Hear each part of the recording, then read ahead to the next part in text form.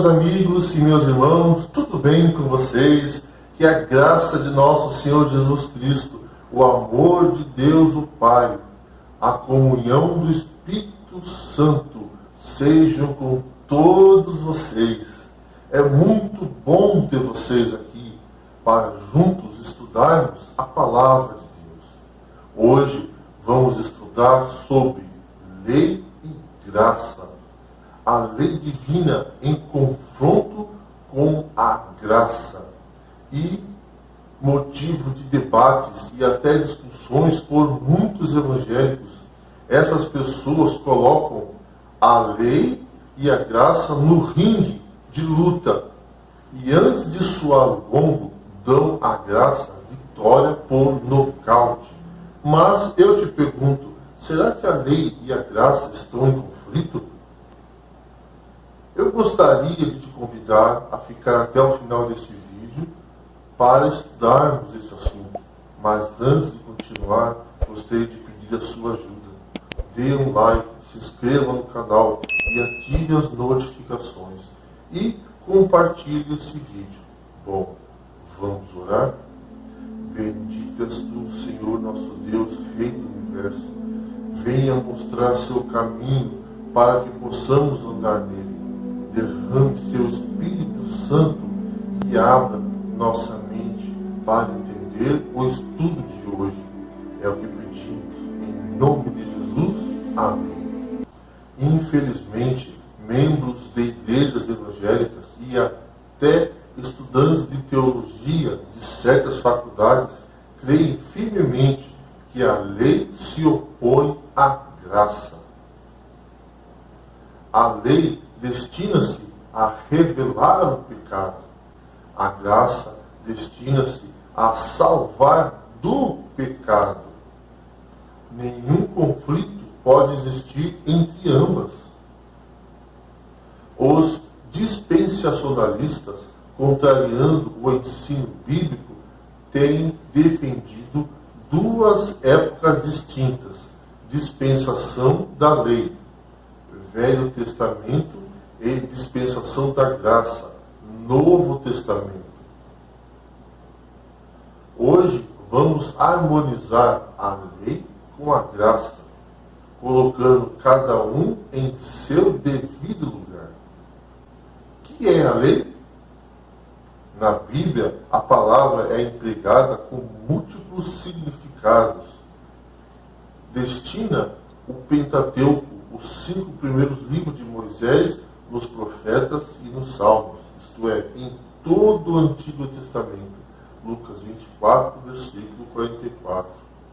A lei dada a Moisés no Monte Sinai, Romanos 5, versículo 13. É empregada no sentido de expressão da vontade de Deus e do seu caráter justo e santo. E não podemos ser ouvintes relaxados, preguiçosos, mas temos que ser praticantes da lei perfeita e da lei da liberdade. Romanos 7, versículo 12, 1 Timóteo 1, 8 e Tiago 1, verso 25. Em outras palavras, é a expressão do caráter de Deus em termos humanos. Finalidade da lei. Primeiro, ela nos mostra o pecado ou convence-nos de que somos pecadores. Vamos ler Romanos 3, verso 20. Visto que ninguém será justificado diante dele por obras da lei, em razão de que pela lei vem o pleno conhecimento do pecado. Segundo, guia o pecador a Cristo. Efésios 4, versos 24 e 25. Terceiro, será a norma do juízo. Tiago 2, verso 12. As leis são as normas estabelecidas por Deus para que por elas pautemos nossa vida. O que é graça? Favor imerecido, dádiva a quem não faz jus. É uma qualidade intrínseca de Deus que brota do seu amor por nós, levando-o a fazer tudo em nosso favor a fim de que possamos ser salvos. É a fonte da nossa salvação. Vamos ler Efésios 2, verso 8. Porque pela graça sois salvos, mediante a fé, e isso não vem de vós, é dom de Deus. Graça é a mão de Deus que se estende em direção à terra. Fé é a mão do homem que se ergue para pegar a mão de Deus. É a aceitação do homem por parte de Deus. A graça divina, eis o grande elemento do poder salvador. Sem ela, todo esforço humano é inútil. Elemento divino que nos dá poder para obedecer à lei de Deus. Sem a graça de Cristo, é impossível dar um passo em obediência à lei de Deus. A graça é uma qualidade que dá ao homem a força de executar as exigências de Deus. O legalismo e a guarda dos mandamentos. Nos dias de Paulo, havia 3 erros concernentes à lei e à graça. Erros esses que têm perdurado até os nossos dias.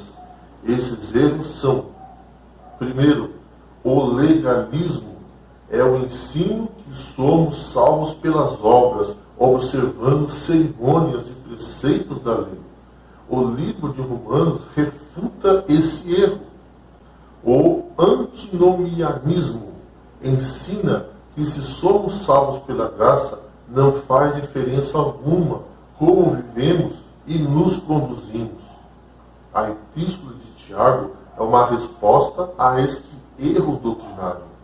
O galacianismo é o ensino que somos salvos pela graça, mas, após isto, somos guardados pela lei. Em outras palavras, somos salvos pela fé e obras. Paulo, guiado pelo Espírito, escreveu a carta aos Gálatas, combatendo esta heresia. Deploravelmente, há muita gente entre nós não sabendo distinguir o legalismo da guarda dos mandamentos. Legalismo não é guardar a lei, obedecer a Deus, mas guardar a letra da lei para obter méritos diante de Deus. Legalismo é o mau uso da lei. A obediência é necessária, mas depender de nossa obediência para a salvação é totalmente o contrário ao espírito do Evangelho. Os judeus afirmaram que Jesus não interpretou bem a lei, quando sabemos que ele é o verdadeiro intérprete da lei. Nossa atitude para com a lei deve ser a que Cristo teve, como está relatado na profecia messiânica. Vamos ler Isaías 42, 21. Foi do agrado do Senhor, por amor de sua própria justiça, engrandecer a lei e fazê-la gloriosa. Se procurarmos ser justificados como crentes pela obediência a qualquer lei, negamos o poder de Cristo em nossa vida. Obediência é o resultado de um relacionamento espiritual com Cristo e não o meio para alcançar esse relacionamento. Muitos cristãos consideram as próprias obras, confiando em qualquer coisa que se possa fazer, a fim de se colocar em harmonia com a vontade de Deus. Aquele que procura se tornar santo por suas próprias obras, guardando a lei, tenta o impossível. Tudo o que o homem possa fazer sem Cristo está poluído de egoísmo e pecado. O erro oposto, e não menos perigoso, é o de ter que a crença em Cristo isenta o homem de guardar a lei de Deus, considerando que somente pela fé é que nos tornamos participantes da graça de Cristo e que as obras nada têm a ver com nossa redenção.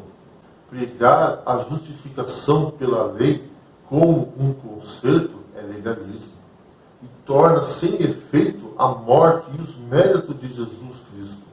Mas pregar a obediência à lei como regra é evangélico. Paulo e a lei. Há algumas expressões paulinas que são mal compreendidas porque não são explicadas de acordo com uma exegese correta.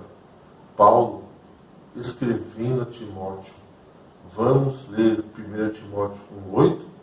Sabemos, porém, que a lei é boa se alguém dela se utiliza de modo legítimo. A lei é uma excelente coisa, contanto que a consideramos como lei. Morrer para a lei. Em Romanos 7, 4 a 6, ele declara que morremos para a lei e fomos dela libertados. Vamos ler Gálatas 2,19? Porque eu, mediante a própria lei, morri para a lei, a fim de viver para Deus. Estou crucificado com Cristo.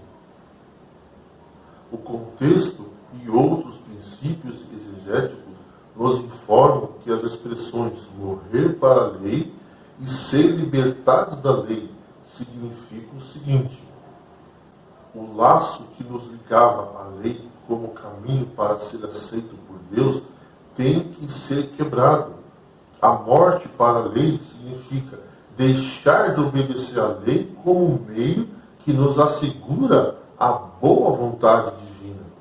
Morrer para a lei jamais quis significar que não temos mais a obrigação de guardar a lei, mas sim morrer para a lei como meio de justificação.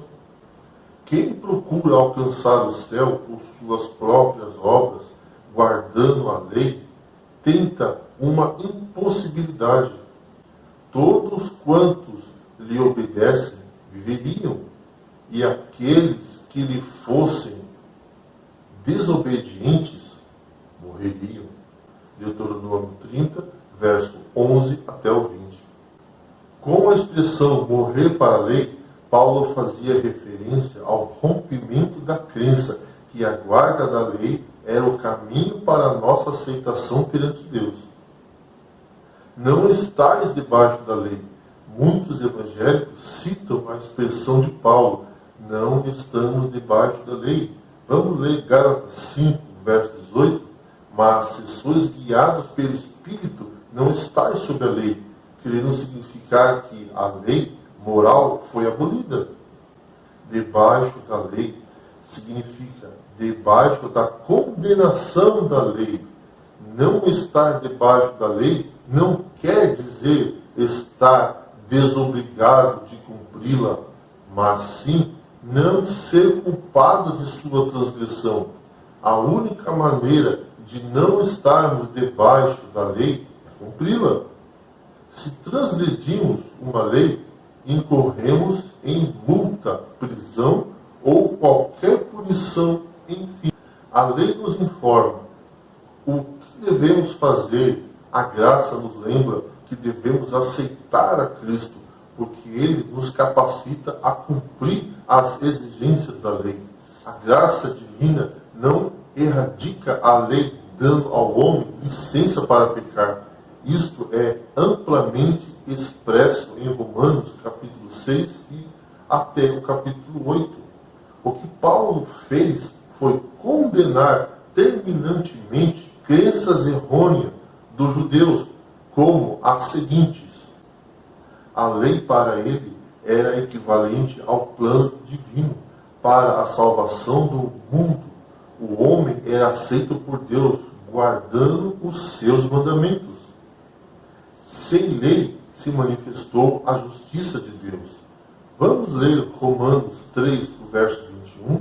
Mas agora, sem lei, se manifestou a justiça de Deus, testemunhada pela lei e pelos profetas.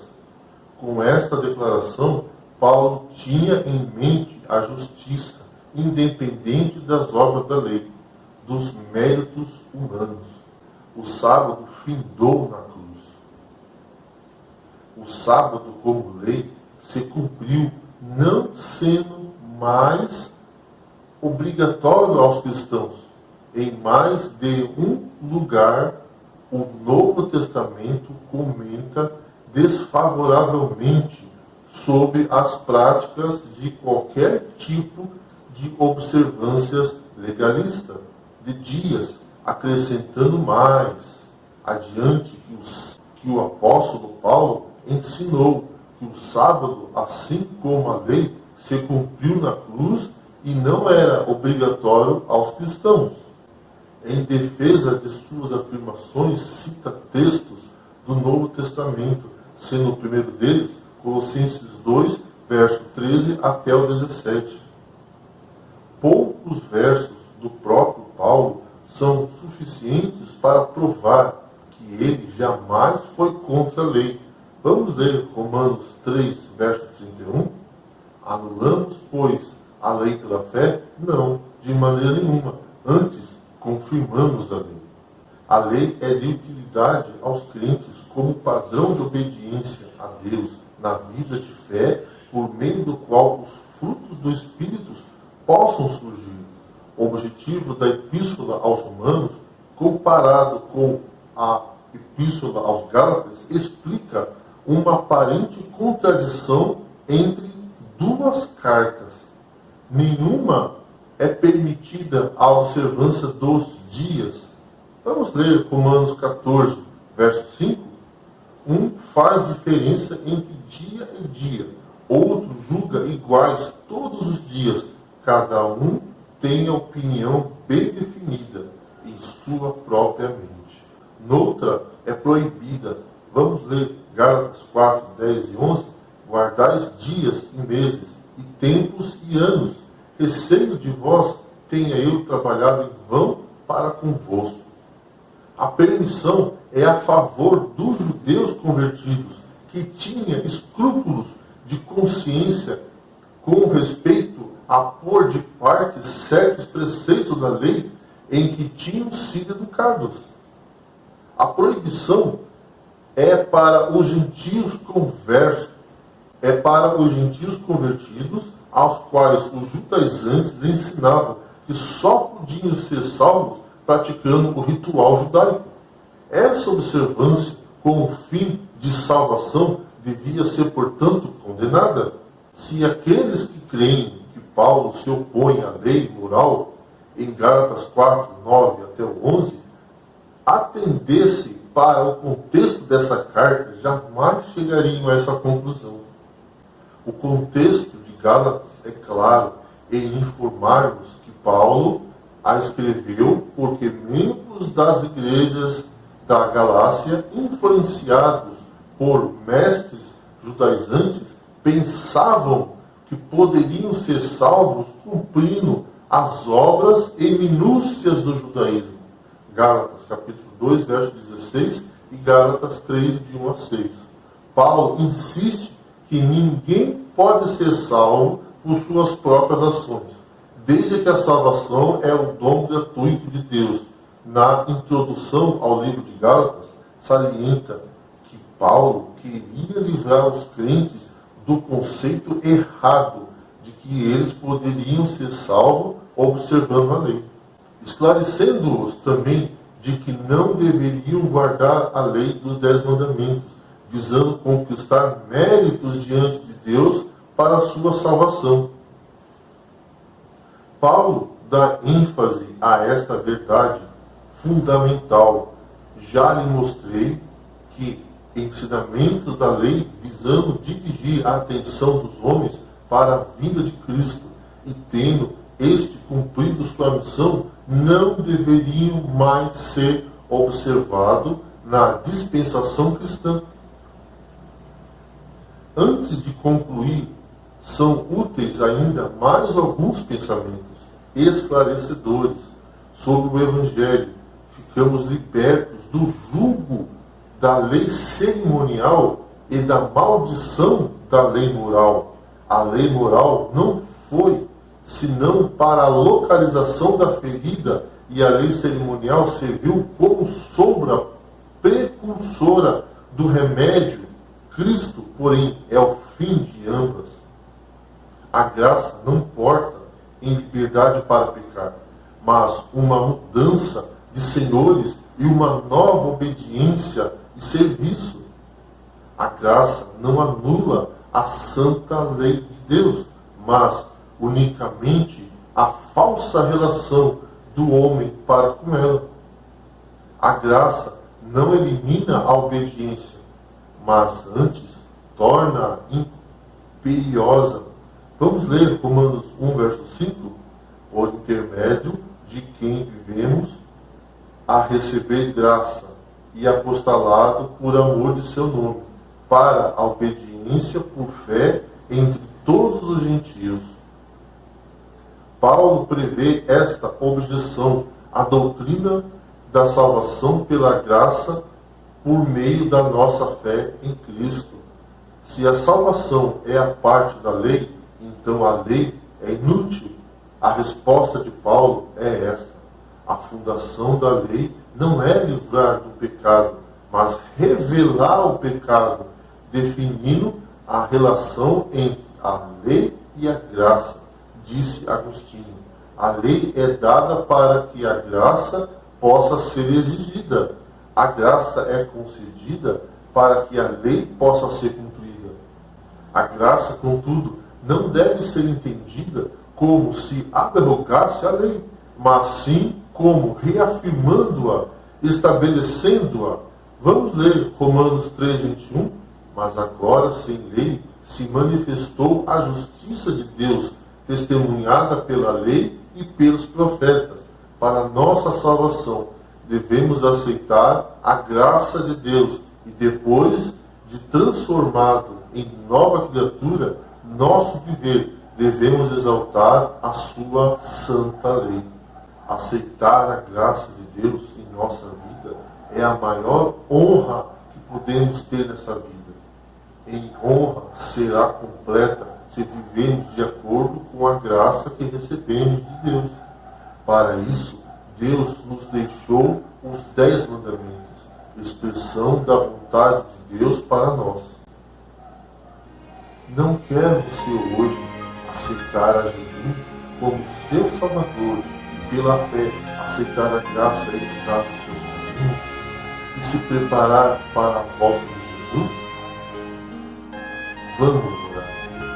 Bendito és tu, Senhor nosso Deus, Rei do universo. Perdoe nossos pecados, tire nosso coração de pedra e nos dê um coração de carne. Inscreva sua lei em nossa mente, em nossos corações e derrame seu Espírito Santo para cada um de seus filhos. É o que pedimos. Em nome de Jesus. Amém. Que Deus abençoe a cada um.